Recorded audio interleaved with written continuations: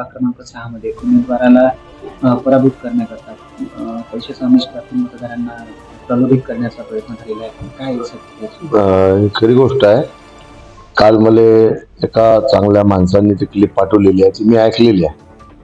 भारतीय जनता पार्टीचे अध्यक्ष आहेत ते व्यक्ती, उत्तर भारतीय, त्यांचा तो आवाज आहे.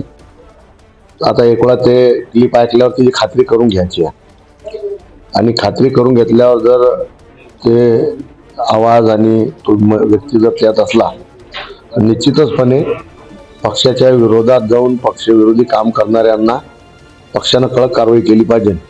यासाठी जिल्हा अध्यक्ष आणि त्यांचे प्रदेशाचे अध्यक्ष मिश्राजी म्हणून आहेत, मोठे कॉन्ट्रॅक्टर आहेत, तर त्यांच्या इकडे मी याचा पाठपुरावा करेन आणि निश्चितपणे त्यांना पदावरून कमी करण्यासाठी प्रयत्न करेन. म्हणजे जे बोलताना त्यांचा आवाज येतोय हे आपली भारतीय जनता पार्टीचे कार्यकर्ते किंवा पदाधिकारी आहेत हे? हो, निश्चितच. कारण त्यांनी उल्लेख केला की माझ्या भावाले त्यात घेतलं भाजपमध्ये. आता दिनेश दुबेले भाजपमध्ये घेतलाय, ते काँग्रेसचे म्हणजे दिनेश काका म्हणून जे काँग्रेसचे पदाधिकारी आहे त्यांचाच प्रवेश झाला आणि ते दुबेच आहे. आणि त्यांनी बोलताना म्हटलं की बाबा आम्ही ब्राह्मण आहोत, बाई कामाची नाही, तिवारी आणि दुबे असा उल्लेख आहे त्याच्यातली. म्हणजे आता दुबे हे तर फिक्स आहे, फक्त आता त्या जो आवाज आहे त्याची एक खात्री करून घ्यायची. उद्या कोण कोण आहेत हे पदाधिकारी? आज तरी गुलाबजी दुबे यांचा तो आवाज आहे आणि ते यांच्या इकडे दायित्व आहे.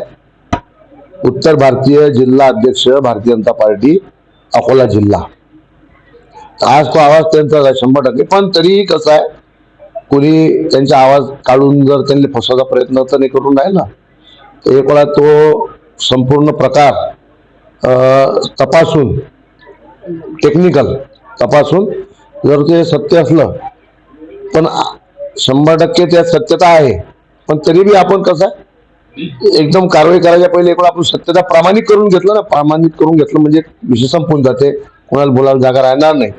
पण एकीकडे एका समाजाला तिकीट नाही दिली बा, मारवाडी समाजाला, म्हणून मारवाडी समाज आमदाराच्या विरोधात जाते, आणि एका समाजाला आपण तिकीट दिल्यावर त्या समाजाचे नेते त्या व्यक्तीला पाळण्यासाठी काम करतात, हे दुर्दैव आहे. म्हणजे कदाचित समाजाने समाजाचा घात केला, बस समाजाने समाजाचा घात केलेला आहे, हिंदुत्वाचा घात झालेला आहे.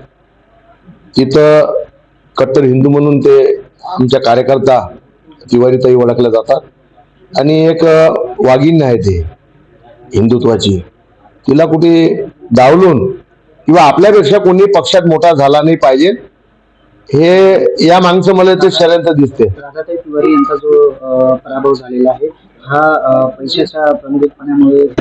राधाताई तिवारी यांचा पराभव झालेला नाही, कारण राधाताईंनी प्रामाणिकपणे मतदारापर्यंत हात जोडून मतं मागितले आहे, पण धनशक्तीच्या सामने त्या टिकल्या नाही, आणि त्याच्यामुळे त्यांना 100 मतानं त्यांचा पराभव झाला. पण दुर्दैव असं आहे की ज्या उमेदवार विजय झाले त्याच्यापेक्षा पाळणारे भाजपवाले हे मोठं दुर्दैव आहे माझ्यासाठी. याच्याकरता तुम्ही निवडणूक आयोगाकडे किंवा काही तक्रार करणार? नाही, पहिले खात्री केल्याशिवाय मी करणार नाही, कारण कसं आहे, मी लोकप्रतिनिधी आहे.